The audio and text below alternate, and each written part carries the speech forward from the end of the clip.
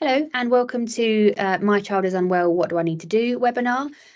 We do live versions of these sessions every month, but we thought we would do a recording for you so you have access to all the information that we go through, and then you can go through the slides at your own leisure and learn about everything that we talk about. So before we get started, we do go through an app called Healthier Together.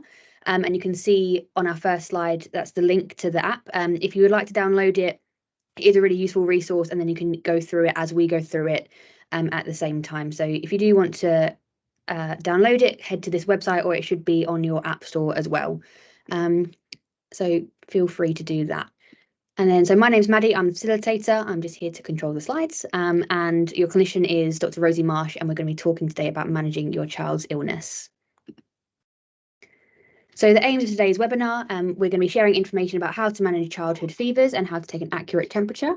Then we're also going to talk about the Healthier Together app that I just mentioned and explain how it can help you decide when and where to seek help when your child is unwell. Any questions you have, you can send to us after you've watched the video, and hopefully build your confidence in managing your child's illness and knowing where to go for help and advice. So it might be worth thinking about, as you go through these slides, how confident do you feel right now before you watch the video that you know how to manage your child's illness when they're unwell, and also how confident do you feel in accessing advice right now before you've learned about what we're going to teach you today, and then at the end maybe have a think about how that's changed. So introducing Dr. Rosie Marsh, and she's going to talk to you about managing childhood fevers. Hi, thank you, Maddie. So my name's Dr. Rosie Marsh. I'm a GP in Islington, and I also worked in paediatrics before I became a GP. So I've had lots of experience working with young children, and I'm also a parent myself. So I've seen things a little bit from that side, although obviously all of our experiences are different. I've got baby Annie with me here today, who's going to help me demonstrate some things as we go through the session. Hopefully you've got some time set aside to have a watch of this. If your little ones want to join in and watch the screen too, they're very welcome.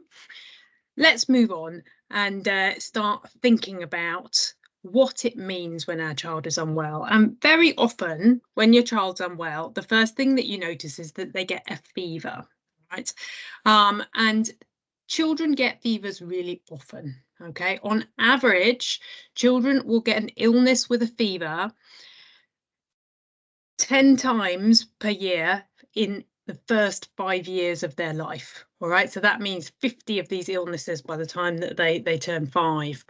And they don't happen like clockwork regularly over the year. They tend to cluster. They cluster particularly around times they have new exposures to new groups. So after they start nursery or start school, and they cluster in winter a bit more than in summer. So that first winter your child's in nursery, you may be dealing with one of these illnesses every week, and that isn't necessarily unusual. But certainly when your child first becomes unwell with one of these illnesses, or when they're getting them very often, it can be quite frightening as a parent. And so we're going to have a little bit of a think about what it means and what you can do to help your child. Mostly when children get these illnesses, they're unwell for a day or two, and then they begin to get better again, and they bounce back very quickly. Just occasionally children can get worse when they've got an illness with a fever. And so what we're going to talk about is how you can check your child and make sure that on this occasion it's one of these illnesses that they're bouncing back from, and you think about when you need to do things, and even if they are bouncing back, what you can do to make them feel better in the meantime. So let's go on and have a little bit of a think about what a fever is. So we've said it's extremely common, all right? It usually means they've got an infection of some kind. It doesn't tell us what kind of infection it is. It just tells us it's an infection. How do we actually know that they've got a fever? Well, the word fever means, it means their temperature's high, okay? And the way that we define temperature is that a normal temperature is up to 37.5. So between 36 and 37.5, that's a normal temperature. Above 38 is definitely abnormal. That's a fever, okay? Now let's think about how we measure it, because sometimes it's quite difficult to measure temperatures accurately in children and know whether it's truly very high or whether they've just been crying and their skin's got hot and things like that. So let's have a think.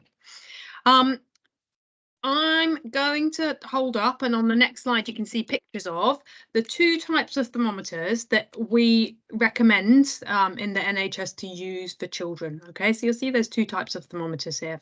The first one I'm going to think about is this type, which is the blue and white one on the right hand side of the slide. This is a simple digital thermometer. They're widely available from supermarkets, chemists, online, quite easy and relatively cheap to obtain. These thermometers are very good for checking temperatures in tiny babies. All right, so babies under 3 months old. And I'm going to show you how we do it in babies that age. So I've got my baby Annie here. All right, what we do is we need to slip her baby grow down so we can get to her underarm region, because that's where we're going to check the temperature. All right, we turn the thermometer on by pressing the button, pop the bulb, the metal bit on the end of the thermometer, under her arm, and we just need to hold her arm still like that, gently, with her arm against her side. And it does take quite a long time for these to work. We're talking sort of 2 to 5 minutes. You need to hold the arm like that. And what's happening is that her body temperature is warming up the temperature of the bulb, and that means the temperature recorded gradually climbs up until it gets level with her body temperature. When it gets there, after several minutes, it will beep at you to say it's reached the temperature, and you can then read it off. Okay. That works well for little tiny babies, but once they get a little bit older, they get much more wriggly, and it's going to be very difficult to hold them with their arm against their side like that comfortably for long enough to get a really good reading on that thermometer, which is why they become more tricky to use as children get older. They can still work, but they're more difficult to use. We don't recommend using them in the mouth in children, because they might move suddenly and injure their gums or the cheek against the end of the thermometer, and it's also quite easy to use them in the wrong part of the mouth and get an inaccurate answer. We also don't recommend using them in the anus or rectum unless you've been trained to do that, and some people have been, but most parents don't know how to do that, so don't do it unless you've been trained to. Now, what do we do when children get wriggly and bigger? The type of thermometer we recommend for older children is one like this, okay, or the green and white one on the left-hand side of the screen. This is an in-ear infrared thermometer. And the way this works is that you press the button on the back to turn it on. And if you pull the ear back very slightly to open the canal, that makes it easier to use. Pop it in the ear canal very gently, just point it towards the middle of the head and press that button. And it takes all of 5 seconds. There we go, it's worked already. And it then gives me a reading, tells me my temperature is 37.0, which is good, isn't it? So these are fantastic thermometers. They're great for bigger wriggly children because they're so quick, so you can get a temperature really quickly even if they're wriggling around. They're also very, very accurate because they're actually taking the temperature of the eardrum right in the middle of the ear. They aren't affected by changes in the skin temperature. And I'm going to explain a little bit why thermometers that measure skin temperature don't work very well. Okay, so you will probably have seen that there are thermometers on sale that are strips that stick on the forehead, or infrared ones that scan like that across the skin rather than inside the ear. Now, we need to understand why they're not great, we need to think about what happens when you have a fever, okay?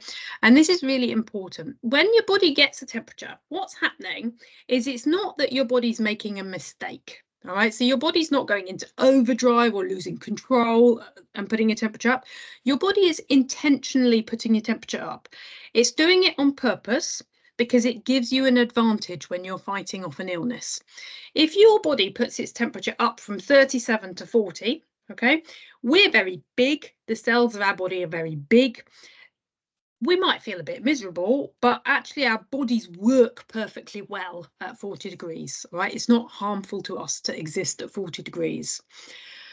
But the viruses that cause infections are tiny, tiny, tiny little things, and they tend to disintegrate at higher temperatures. So by putting our temperature up to 40, our bodies are giving ourselves a natural advantage against the viruses that are causing our illnesses. And that's why they do it. It's completely intentional and controlled. So when your temperature goes up, what happens is that your body said, I see you, to the infection, that I want my temperature to be 40.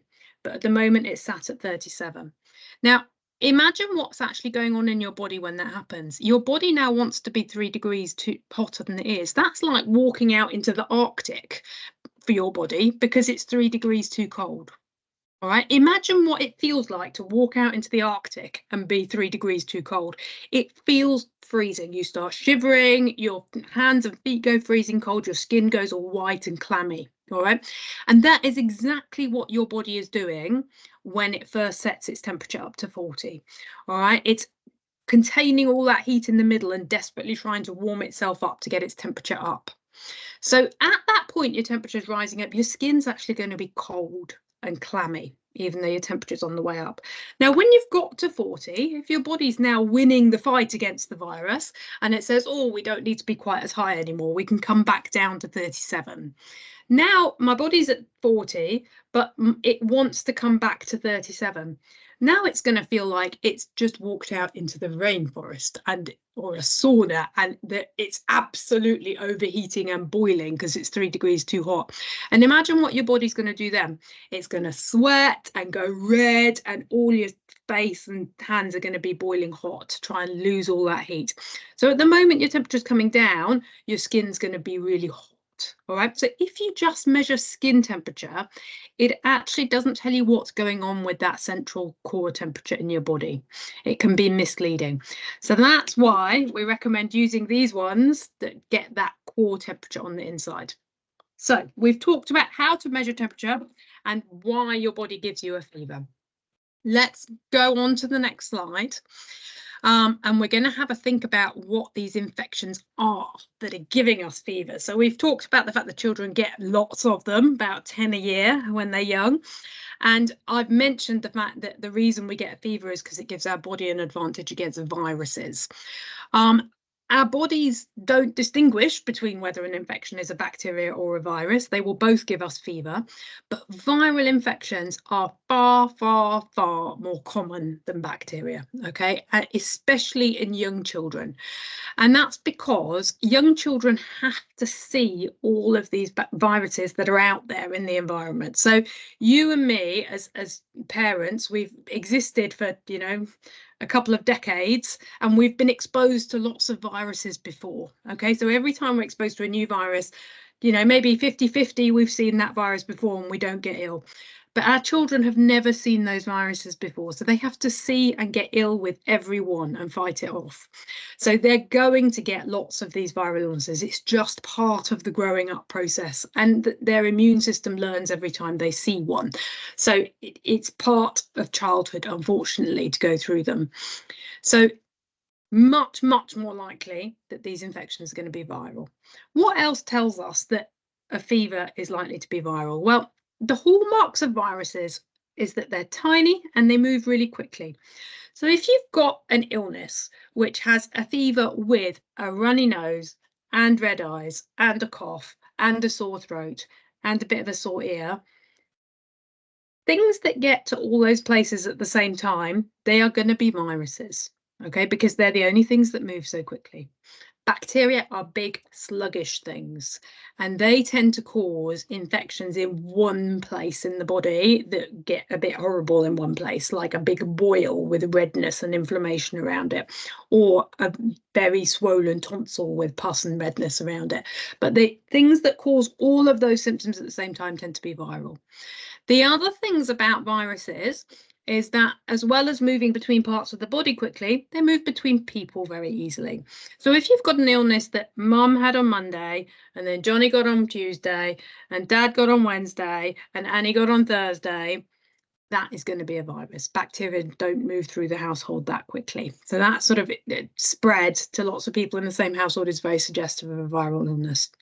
Now, what I spend lots of time as a doctor saying to people when I see their children and they've got the snotty nose and the sore throat and the fever is the good thing about knowing this is a virus is that viral infections we've evolved with for millions and millions of years as humans, and our immune systems are fantastically good at fighting them off. And so these infections do tend to get better on their own. Our immune systems fight them off over a few days very, very well. The bad thing about them, though, is that we don't have any medicines that make them get better faster. Right, so antibiotics only work against bacteria that cause those localized big swelling type infections. They don't work against these viral illnesses that cause the coughs and colds and everything being affected at once, unfortunately. Now, that all sounds a little bit despairing, and it's not true that we can't do anything. So let's have a little bit of a think about what we can do when our child's unwell with the fever and the snotty nose and the sore throat. We think they've got a virus. What can we do for them? Now, the really key thing is that we need to keep them comfortable. And this is because what we're relying on is their immune system to fight off the virus. And their immune system is going to do a fantastic job of it. But the more we can preserve their energy, I mean, they don't have to use energy to do other things, the more energy they can use for their immune system. So if you think they're in pain, all right, if you think they're more upset than usual, that they might have a sore throat, they're not feeding as well as usual because their throat might be sore, or they're pulling at their ear, they might have a bit of ear pain, please give them a painkiller, right? Give them some paracetamol, ibuprofen to make them feel better, all right? We don't need to give it just to bring the fever down, because that fever is good for you. It's the immune system doing its work to fight the virus off. But if they're uncomfortable with it, absolutely give them the medicine, make them feel comfortable. Offer them simple food and regular drinks. So this is the time to go for the things that they like and they eat and drink easily, all right? Lots of children go off food, their appetite goes when they're unwell, and that's fine. What I say to people is make sure your cupboards are full next week, because next week they're going to catch up, all right? Don't worry, they'll be totally fine without eating for this week. They'll catch up and make up for it. But it is important that they drink regularly. So whatever they like to drink, offer them. If a baby's breastfed, keep breastfeeding them. Breastfeeding has a bit of a double whammy, because it not only gives them nutrition and hydration, but it's also very comforting for them. And if the mum is fighting off the same virus, then she may pass on some antibodies that fight off that virus to the baby through the breast milk. So there's another bonus.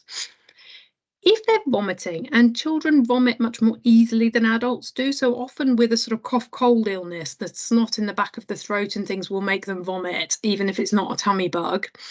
The key is to offer little and often sips to drink, so little bits often. And often the stomach can absorb that between vomits, even if it is a tummy bug and they're vomiting very frequently, enough can be absorbed by the stomach if it's little sips. That they can stay well hydrated. Tummy bugs that cause frequent vomiting, the vomiting phase tends to last about 12 hours. And most fit and healthy children are okay, and they can last 12 hours of vomiting if they're just having little sips in between the vomits. Try not to control your child's temperature with tepid sponging or fans. Now, this comes down to what we were saying before about why your temperature's gone up. So your body's intentionally put your temperature up to 40, okay? If you then make you wet and take all the clothes off and put a fan on you, that's like going out into the Arctic and having a hose pipe of cold water thrown at you. It's going to feel awful, right? So it's going to make the child feel very, very uncomfortable, because they want their temperature to be up. And it's also just going to cool their skin down, and actually it's going to make them try and stay even hotter from the inside. So it's not really going to work, and it's going to make them feel bad. All right, so the key to managing fevers is to trust their body to do the right thing for themselves. So think about what you're wearing. If I'm comfortable wearing a jumper in the room, then dress your child in the same clothes in a jumper. If I'm wearing a t-shirt, dress them in a t-shirt, and just trust their body to regulate their own temperature and do the right thing with it. Do keep an eye on them, all right? It's important to notice whether things are getting better or worse in your child. I don't think you need to sort of wake them up or stay awake all night to watch them, but it's important that you can hear them if they wake in the night, because sometimes if they're more unwell, they might wake up more often than usual because they're uncomfortable, or they got soreness somewhere. So do leave the bedroom door ajar, make sure you've got a very good baby monitor system, or pop them in your room for the night, whatever works for you as a family. But just make sure that you'll hear them if they wake. Now, what about if they have a rash? So rashes are generally things, if I see a child with a fever, often a rash is something that I find reassuring. If it's a nice pink blotchy rash, that's something that usually suggests this is a viral illness which is going to get better. But there's one type of rash that worries us as doctors, and that is the rash that doesn't go away with the glass test. And I'm going to show you what the glass test is because it's a bit confusing. What it means is to take a glass, like a beaker, all right, like literally this one I'm holding up. And what you do is you undress the baby, all right, see if there's any spots there, all right. There's a couple of little funny green spots here on Annie's chest. And what you do is you press the glass on her chest and look through the glass at the skin. All right. Now, if this is a nice viral pink blotchy rash, what will happen is that the skin will go white where you press. And if you want to test this out and see what it looks like, what I recommend doing is rub your fingertips together so that they get nice and warm and go pink. And then when you've got your nice warm pink fingertips, press the glass against your own fingertip. And what you'll see is that your fingertip goes white behind the glass. And that's what you'd be seeing if it was a viral rash making the skin pink. It'll just go white when you press. But if you've got a worrying rash, what you will see is like what you see in the picture on the slide, all right? The skin on the sides goes white, but the spots in the middle, the purple or dark brown or black on dark skin or red spots, they stay dark. All right, so those what we call non-blanching, they don't go white spots through a beaker, that is the sign of a worrying rash. All right, and that is a reason, if you see a rash like that with a fever, that's a reason to get emergency help, to go to A&E. I hope you won't ever see it as a parent, but it's important to know what you're looking for. Let's go on. What about the fever that your baby gets after their immunizations? So it's really common, all right, when your baby has their immunizations, especially the ones with the meningitis vaccine. So they're the ones at 2 months, 4 months and 12 months. When your baby gets those immunizations, they often get a fever in the 48 hours afterwards. We recommend giving paracetamol because often they have a bit of muscle aches and pains that they can't tell you about with that fever. So give that to them to make them comfortable. What about if they have a fever the day they're due to go to their vaccines? So say I'm due to take Annie for her vaccines today, but I wake up in the morning and I check her temperature and she's got a fever. Now, if she has a temperature on the day, I would probably postpone the vaccines. And that's not because it's particularly dangerous to have a vaccine with a fever, but it's more because if your child was to get more unwell over the next couple of days, you wouldn't know if it was just because of the vaccine or if it was because that underlying illness that had been giving them a fever before was getting worse. So it's better just to nurse them through that illness and then you're clear that a fever that starts after the vaccine is due to the vaccine. If they've got a cough and a cold, please do get them vaccinated, all right? That's not a reason. It's only if they actually have a temperature above 38 that you need to postpone. We've said that these illnesses cluster around that first winter in nursery. So you'll find they'll have a cough and a cold all the time that first winter. And if you keep postponing vaccines, you won't get them done. It's more important to make sure they're protected against really serious illnesses in the vaccines. Should they go to nursery or school when they have a fever? So if you have a temperature that morning, a fever that morning over 38, I would advise not sending them to nursery or school. And the reason for that is partly because we've just said the most important thing to do is to keep your child comfortable so they can fight off this virus. And the place that they're going to be most calm and comfortable is going to be at home. So school, nursery, it's fantastic for learning and stimulating them when they're well. But if you want them to save their energy for their immune system, it's probably better for them to be having a nice, quiet, comforting day at home. It also means you as a parent, the person who knows them best, can monitor if they're getting better or worse. And the days with the fever are usually the most infectious days of the illness. So it also prevents some of the spread to others if they're at home for those days. Let's go on. We've got a couple more things to think about with fever, and then we're going to talk about a really practical way of how you can monitor your child. So what about using medicines? All right. Now, we've said if your child is distressed, all right, so if they're in pain or they're distressed, Absolutely, give them paracetamol, ibuprofen to help. All right, imagine if it was you, right? If you're feeling really, really unwell with flu or with a horrible sore throat or headache, you would be generous to yourself and give yourself a painkiller. So do that for your child. All right, make sure that they stay comfortable, but you don't need to give it to them just for the fever. All right, and some children will be very miserable whenever they get a fever, but some children will run a fever of 39 or 40 and be running around happy as Larry, and that's just fine. You can leave them to run around happy as Larry with their high temperature if they're happy. Do check the label for the dose and the frequency. All right, what you may find is that different brands are different, have different instructions, and also your child may be older or bigger when you use it than the last time you did. So just double check what that dose is on the label. If you want more advice, you can always ask your pharmacist. All right, they're very knowledgeable about these things and can give you recommendations. People often ask about cough medicines. We don't recommend cough medicines for children, and there's two reasons for that.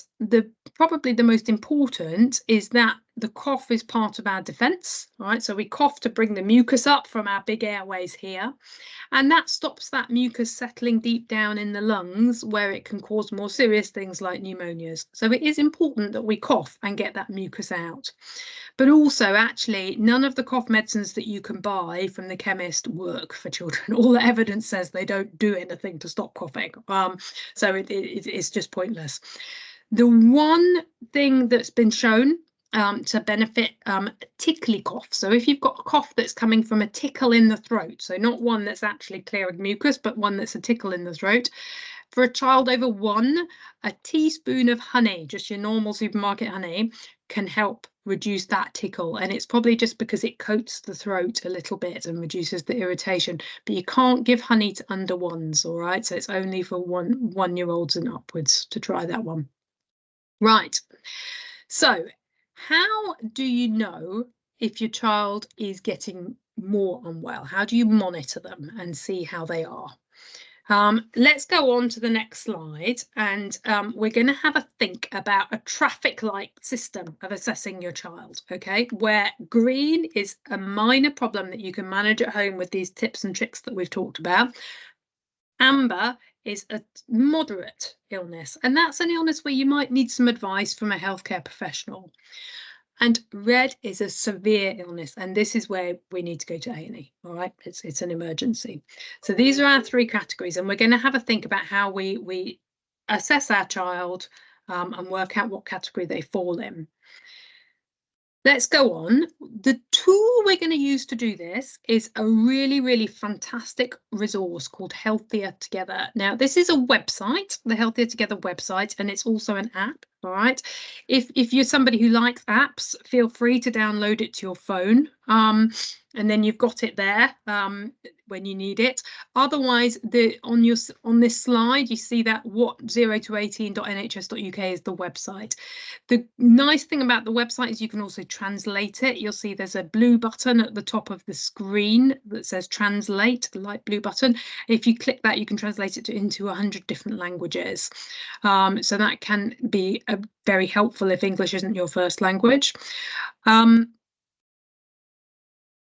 Do have a look at it. What you'll find if you go onto that website or onto the app is that there are tiles there that you can click on for different problems your child might have. So earache, diarrhea and vomiting, fever, head injury, whatever they are. You click on the tile, and when you click on that tile, you then get a little bit of information about the thing. So you don't need to remember anything that I've just told you about fever and minor illness. If you click on that fever tile, you'll get that information there. Okay. After that bit of information on the website, if you scroll down, you'll see it takes you through the red flags, the amber flags and the green flags. And on the app, if you click that assess your child's symptoms button, it will take you through the red flags. And then if you say, no, I don't have any red flags, it will take you through the amber flags, etc. So we're going to work through an example. Okay, so we're going to imagine my baby Annie here. I know she looks very little, but we're going to imagine she's 5 months old.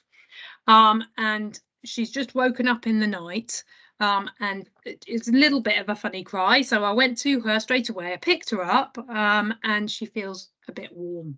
So I'm going to check her temperature.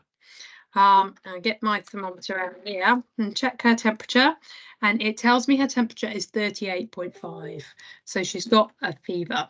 Okay, so what we're going to do is imagine what we're going to do, because me as a parent, when my child's unwell like that in the night, all the logic and everything I've ever learned goes straight out of my head, and what I want is just a really simple way of knowing what I should do for her.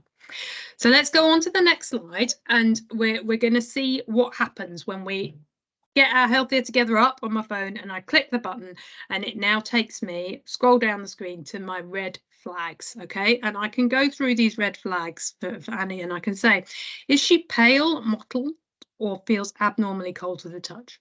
No. Does she have blue lips? No.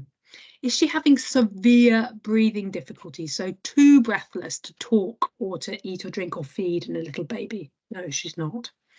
Has she had a fit or a seizure?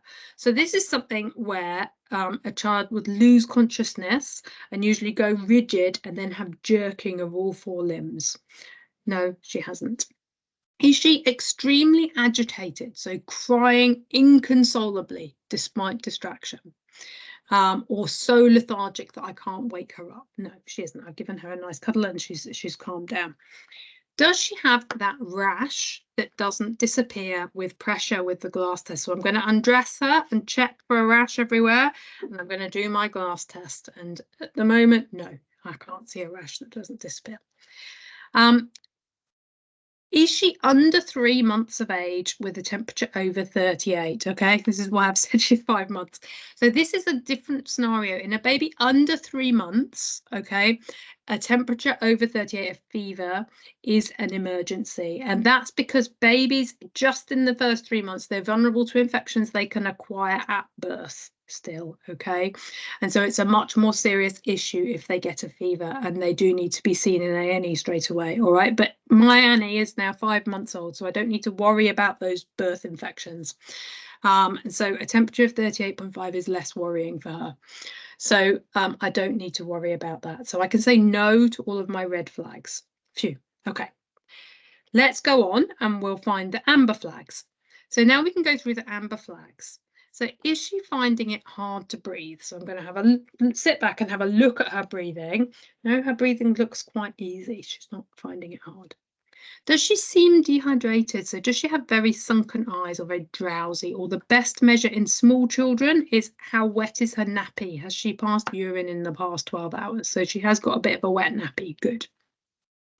Is she very drowsy? So excessively drowsy or excessively irritable? So I've tried to settle her, you know, I've given her some painkillers and tried everything I can.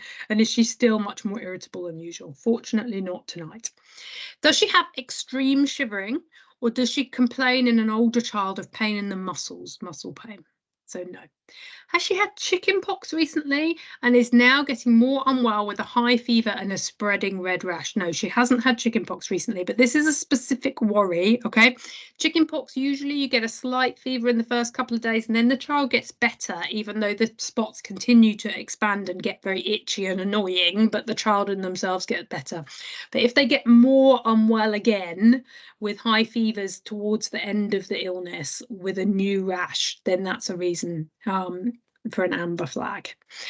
Does she have swelling of one limb or joint, so one sort of knee swelling or something like that? No, she doesn't. Is it too painful for her to stand? Now, obviously she's a baby, but in a child who can stand, and we're talking about either pain in the tummy or pain in the leg, it doesn't matter where the pain is, but if it's too painful for a child to stand who would normally be able to stand, that's an amber flag. Does she have one swollen eye? Now, it's quite common that with viruses, children get a bit of conjunctivitis. So a bit of stickiness and redness in the eyes is really common.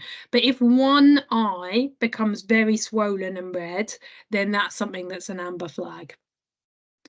Is she complaining of severe pain that isn't improving with painkillers? All right, so I've given her, you know, some ibuprofen, but she's still in loads of pain in her tummy or wherever it may be. Is she 3 to 6 months, now this is Annie, with a temperature of over 39? Now, I've said before earlier that your temperature goes up to 40 intentionally. And in children over 6 months, I do not mind how high their temperature goes. It can be 40, it can be 41. If that's where their body set it, that's awesome. So the actual number doesn't mean very much once the child's over 6 months. But just in those small babies in the 3 to 6 month range, it's a bit harder for them when they're that little to raise a temperature.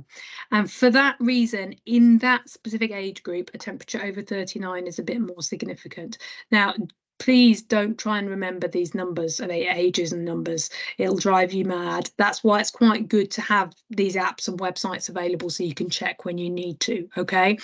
But rule of thumb, babies over 6 months, it doesn't matter how high the temperature is. Has she continued to have a fever over 38 for more than 5 days? So her temperature is 38.5. It's not 39. That's not a worry. But has it gone on for more than 5 days? So not at the moment. This is the first night I've noticed her temperature, but that is a reason to have an amber flag.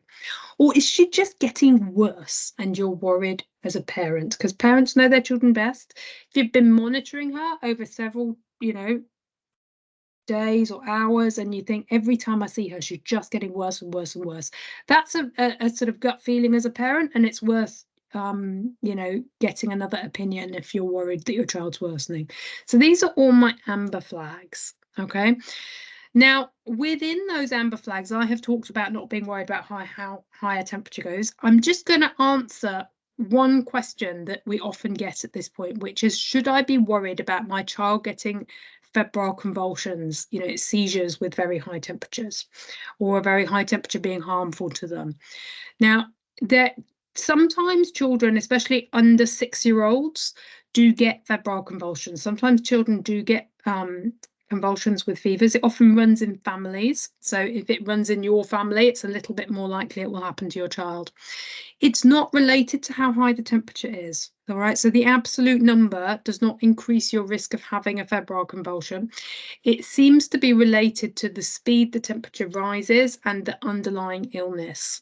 So giving things like paracetamol or ibuprofen or cooling the child down doesn't stop them getting febrile convulsions. If they have that underlying risk, then it is something that can happen. So all you can do is keep an eye on them and keep them comfortable. Febrile convulsions, simple febrile convulsions, are not harmful. They're very frightening as a parent, but they're not harmful to the child. All right. So I would try and reassure you, if it's not something that runs in your family, I don't think you need to be overly worried about it anyway. And controlling the temperature is not going to reduce the risk of it. So really trust your child, trust their body that it knows what it's doing with the temperature.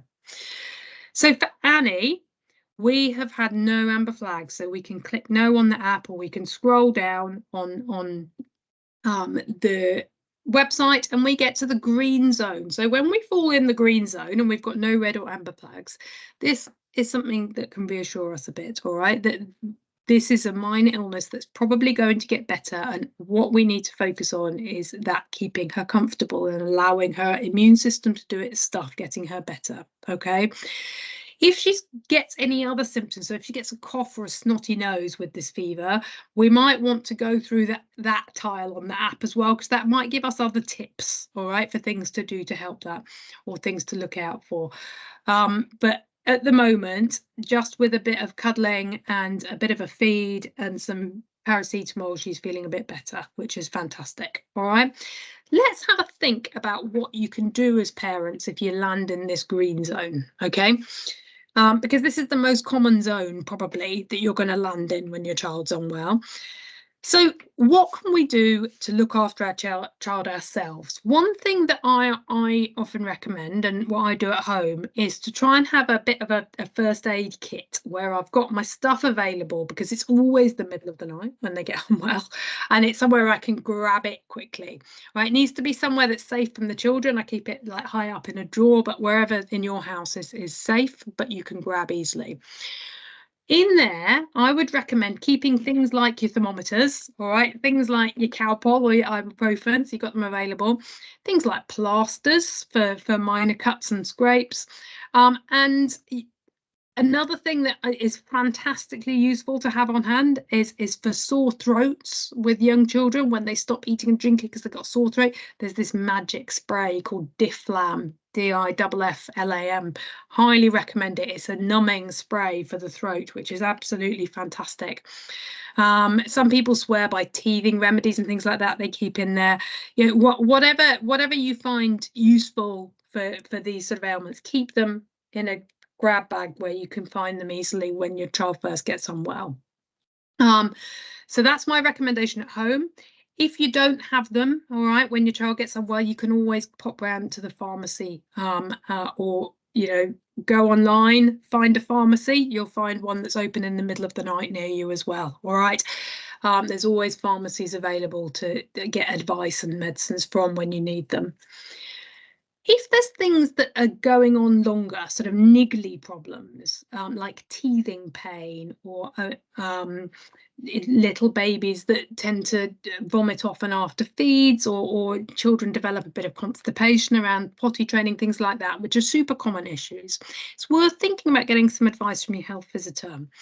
You'll find your health visitor's detail in the front of your red book. Or you can look on the website for Islington residents. It's there on the slide. That will tell you who your local health visitor is. They often have drop-in clinics in the local children's centres, or you can call them and arrange an appointment, and they can give really good advice on those sort of aspects, or on your child's development as well, and they can do developmental screening if there's anything that you're concerned about. So do think about seeing them.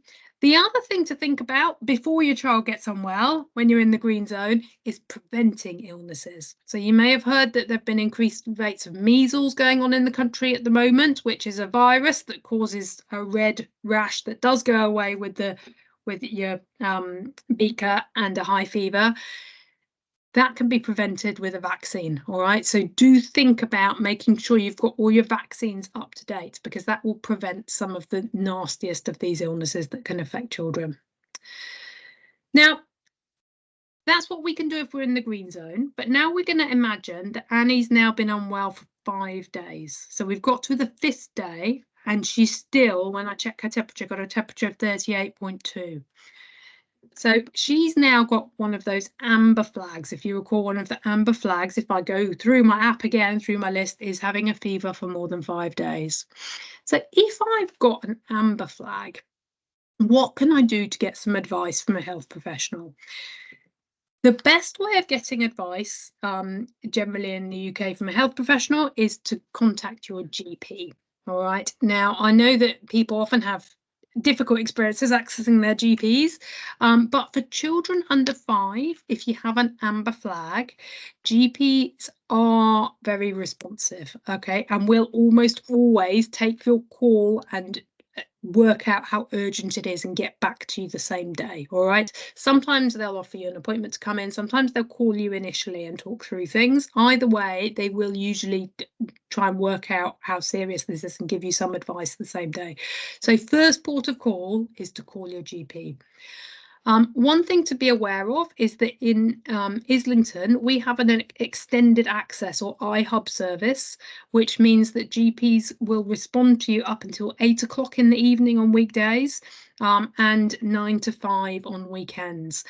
To access that service, you just call your normal GP practice number and it will put you through to the iHub, and they can offer you an appointment or a call back in a neighbouring GP surgery if your practice isn't open.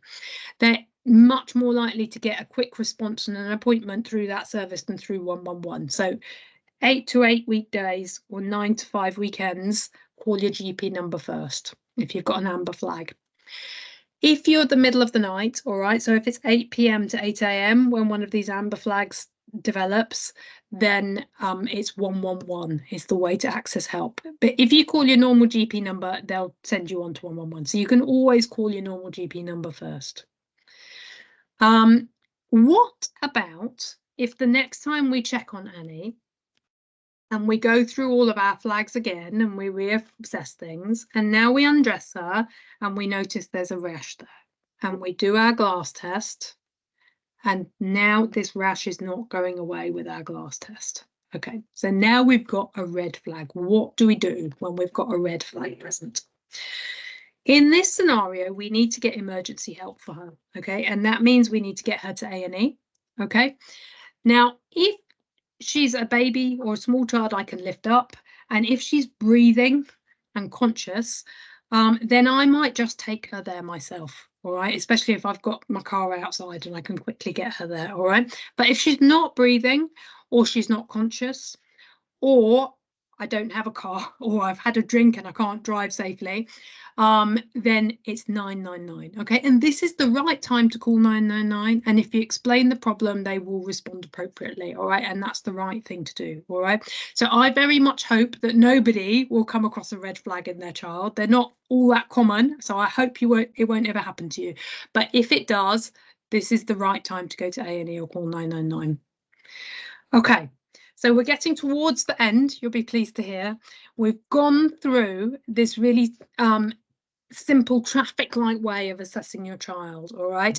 Please don't feel you need to remember everything that I've said. There's been lots of information.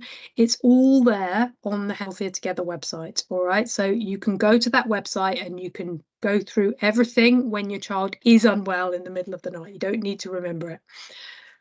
But just some of the key points that we've discussed are available as a summary. And if you go to the Eventbrite page where you found this presentation, you can find that summary of the key points. So if you want those tips, things like how to find this website to do your traffic light survey, and what we suggest to keep in your first aid kit or grab bag at home, things like that, they're all there in those key points on the website. Okay, so I am going to hand back to Maddie very briefly just to wrap up. Lovely, thank you, Rosie. So the last thing from me is just, as I mentioned at the beginning, just maybe have a think about how your confidence was at the beginning of the session in relation to how you feel, you know, how to manage your child's illness when they're unwell, and how you feel in accessing the correct level of advice.